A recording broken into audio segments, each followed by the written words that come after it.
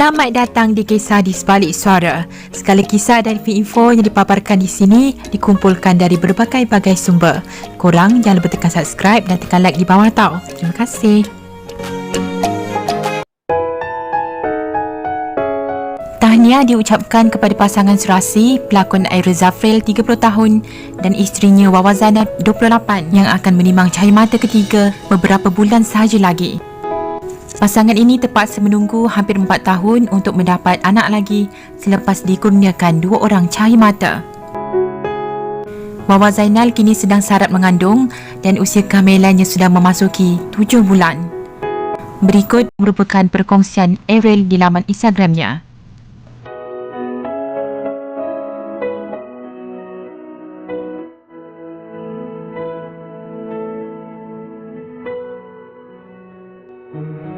Terima kasih isteri.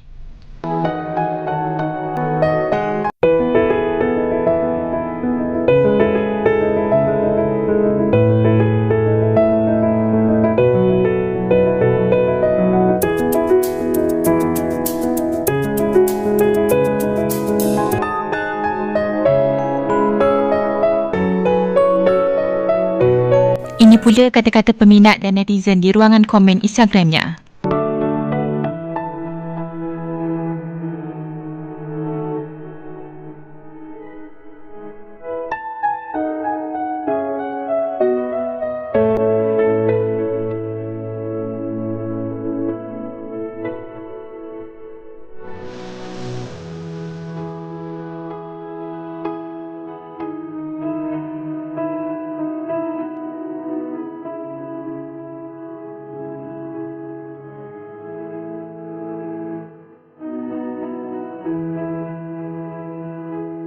Semoga rumah tangga Airil Zafril dan Wawa Zainal berkekalan sehingga ke jannah.